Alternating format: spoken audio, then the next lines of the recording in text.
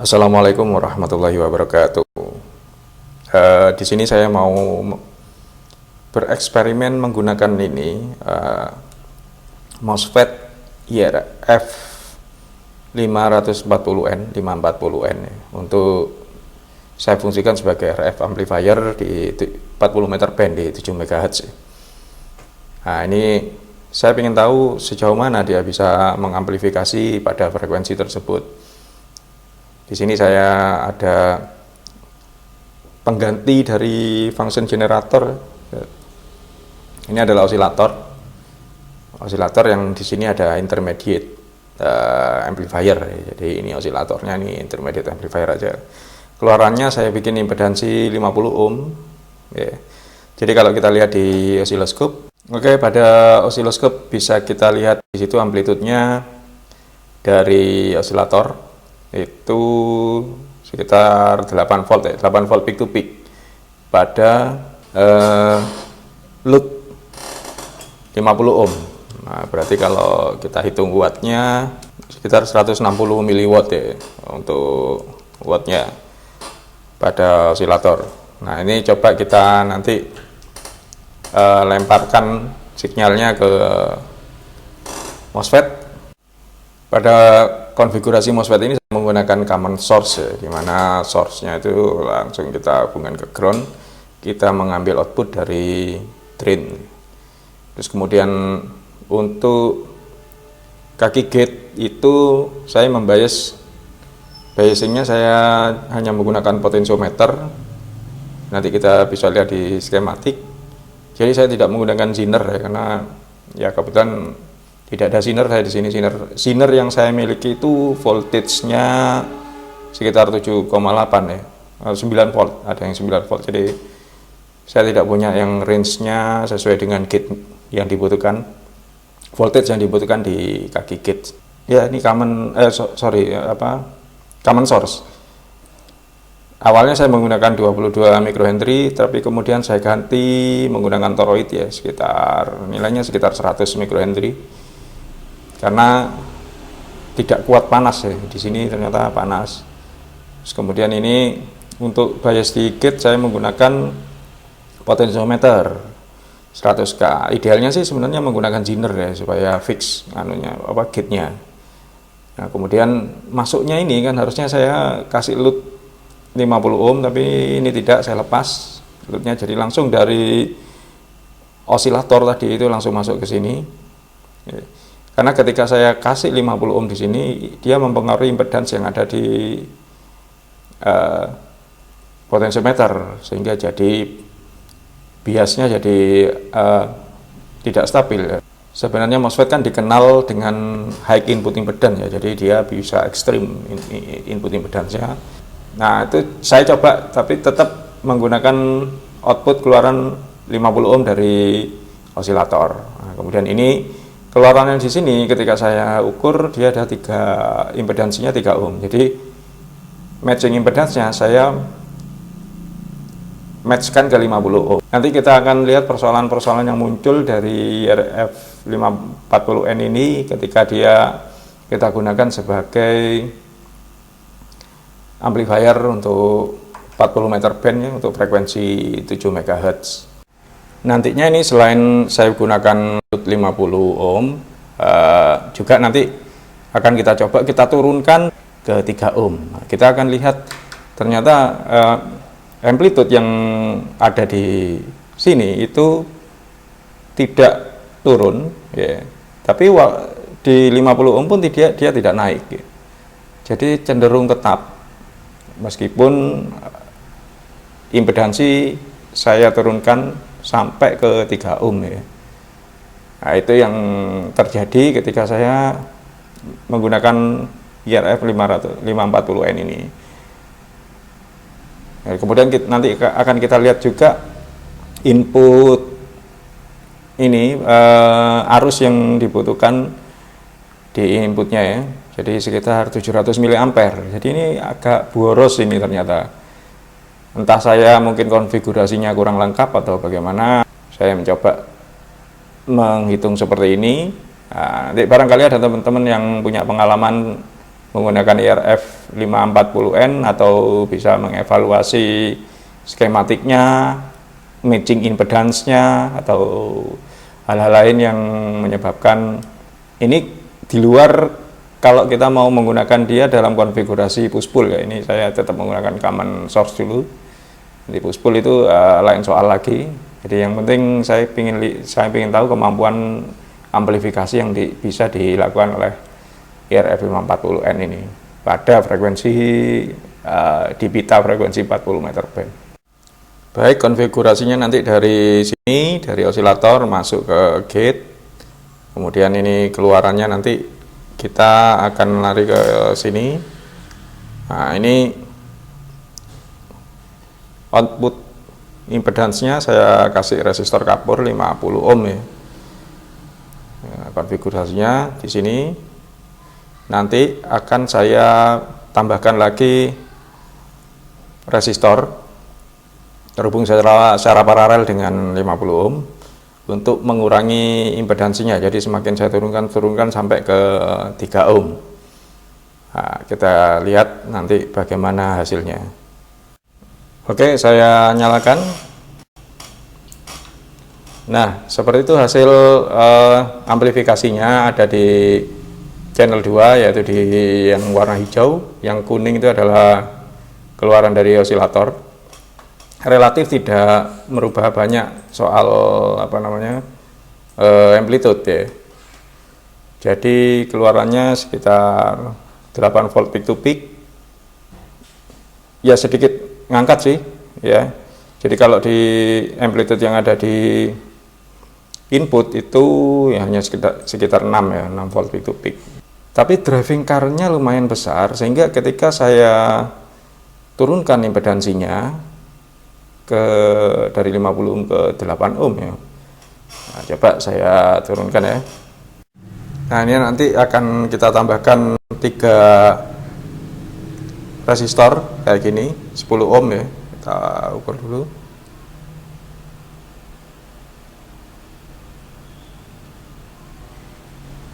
Ya, 10 ohm ya. Nah, ini tiga saya hubungkan secara paralel dan di paralel juga dengan yang 50 ohm tadi supaya powernya terbagi dan ini tidak panas ya resistornya. Oke, kita nyalakan. Nah, di sini justru amplitude malah terangkat ya. Pada impedansi 3 ohm, jadi jumping amplitude-nya. Saya tidak tahu persis apakah ini reflect atau bagaimana, karena seharusnya kalau reflect itu terjadi ketika impedansinya lebih besar daripada source-nya ya. Nah, ini saya rendahkan, saya jatuhkan ke 3 ohm. Nah, dia malah naik amplitude-nya, dia ada di berapa ini? 12 volt peak to peak ya. Kalau kita lihat pengukurannya di sini. Nah, dia punya RMS 3,5 volt. Nah, tinggal dihitung aja berapa powernya itu. Kalau kita bagi 3. Jadi silakan dihitung aja ya. Dari RMS-nya itu terlihat 3 volt ya, 3 volt RMS pada keluaran impedansi 3 ohm. Ini di 3 ohm. Nah, ini yang saya agak bertanya-tanya juga behaviornya dari MOSFET ini ya. Apakah ini memang dia memperkuat arus dengan konfigurasi common source? Karena kalau di common emitter pada BGT itu bukan memperkuat arus, dia malah sebagai voltage amplifier. Tapi di sini dia voltage relatifnya naik turunnya berdekatan, hanya saja dia tetap bertahan pada voltage di range itu ketika impedansi kita turunkan. Nah, ini mungkin ada pengalaman dari teman-teman dari radio ya, atau karena saya juga bukan bukan orang radio, bukan orang ham operator. Saya hanya suka aja dengan teknologi dan elektronika yang berkaitan dengan radio wave kayak gini. Oke, kemudian teman-teman ini bisa perhatikan ya, nanti saya akan ngasih feedback pada posisi ini. Sebentar, ini akan saya kasih feedback ya dari keluaran yang ada di sini kembali ke output dari MOSFET ini ya. Jadi ada feedback loop. Nanti hanya saja tetap saya kopling dengan kapasitor 10 nano ya. Oke, kita lihat. Baik, itu amplitude sebelum saya kasih feedback. Nah, ini akan saya kasih feedback sekarang. Nah, dia naik ya sampai pada 5 volt RMS. 5 volt RMS ya. Tinggal kita hitung aja itu powernya ya. 5 volt RMS dibagi ya 5 kuadrat dibagi 3 ohm, 8 watt. Beneran ini 8 watt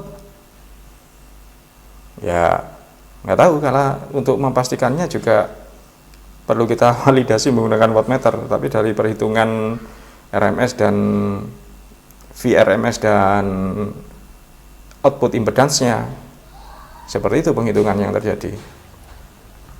Kemudian input arus ya, yang dibutuhkan ke konfigurasi ini itu sebesar sekitar 750 mA, ya, hampir 1 ampere. Nah, seperti itu yang terjadi ketika saya kasih feedback ya. Oke, di sini FFT saya aktifkan ketika biasing sedikit saya kurangi, sehingga input arus yang disedot oleh komposisi ini sebesar 500 mA. Nah, di sini kita lihat dari fundamental ke second harmonic itu ada sekitar 26 dB, minus 26 dB. Ya, biasanya saya sampai di minus 30 ya. Cuman di sini minus 26, adanya feedback tadi juga sedikit memberikan distorsi rupanya. Cuman tidak sampai melewati minus 20 ya, tidak sampai, perbandingannya tidak sampai di minus 20 dB. Seperti ini komposisi perbandingannya antara input dan keluaran outputnya pada frekuensi 7,273 MHz. Kalau saya tambahkan frekuensinya, nah dia semakin mengecil ya. Oke, sampai di 10 MHz sudah habis gitu, tinggal amplitude-nya tinggal 1,3 mV peak to peak. Karena memang filteringnya ya memang saya bikin hanya pada kisaran 7 MHz. Di 7 MHz persis itu amplitude ada di 17,8, ini lumayan besar ya, 7 MHz. Kemudian saya turunkan di 6 MHz, dia lebih naik lagi. Oke, di 7 MHz dia lebih naik. Ini saya makan supaya kelihatan perbedaannya. Saya turunkan, nah itu sudah mentoknya di sini. Nah, di 6,48 sudah hancur sinyalnya. Nah, ini yang terjadi ya. Pada 7,59 dia ada di 16,8 volt peak to peak, RMS ya, hampir 6 volt. Nah, sepertinya ini dugaan saya sih IRF 540 ini hanya lebih pas dijadikan amplifier, RF amplifier untuk pita frekuensi 80 meter band sebenarnya. Sepertinya ya, 4 MHz sampai 5 MHz. Karena ada berkaitan juga dengan kapasitansi input yang ada di transistor ini, di MOSFET ini. Jadi kalau kita perhatikan di datasheet dari RF 540 ini ya, di sini ada input kapasitansi dia 870 picofarad pada VDS 25 volt ya. Di VDS 25 volt dia sudah 870 picofarad ya, apalagi di bawahnya. Frekuensi dia 1 MHz pada frekuensi 1 MHz ya. Nah, ini ngukur input kapasitansi bagaimana caranya? Ya enggak usah diukur ya, karena hanya bisa dilihat di datasheet. Ngukurnya harus pakai alat yang ada di lab elektro yang harganya sudah nggak karu-karuan itu kayaknya. Nah, ini kalau kita lihat di charge-nya ya, ini bisa kita lihat CISS ini adalah kapasitansi input. Dia ada di 1200 picofarad untuk 0 volt. Nah, sampai pada 10 volt dia ada di kisaran ini 900 picofarad. Nah, ini kapasitansi input untuk nilai segini itu ya cukup terlalu besar ya untuk frekuensi di 7 MHz ya. Makanya banyak yang menggunakan IRF 510 kayak gini. Ini IRF 510 sering digunakan untuk amplifikasi ya, untuk amplifier di 7 MHz. Dia punya input kapasitansi lumayan kecil, sekitar 180 pico. Ya, jauh banget ya perbandingannya, perbedaannya. Ini ya. Nah, ini input kapasitansi dia ada di 180 picofarad ini.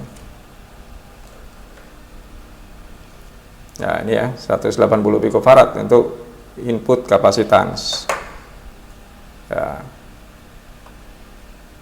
Nah, makanya saya tidak heran ketika saya gabungkan saya coba pakai IRF Z34 atau 30, hasilnya relatif sama dengan IRF 540 tadi ya, karena dia punya input kapasitasnya yang tidak jauh beda, ini malah 2000 ya, 2000 pada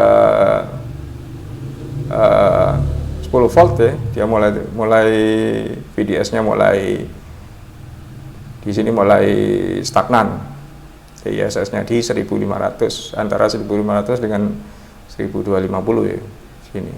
Ini sekitar 1300-an lah di sini. Coba kalau lihat di dataset atas. Nah, ini penting sebenarnya untuk kita ketahui ya, untuk pemilihan MOSFET ketika akan kita gunakan sebagai, nah ini 1300 picofarad ketika akan kita gunakan sebagai amplifier.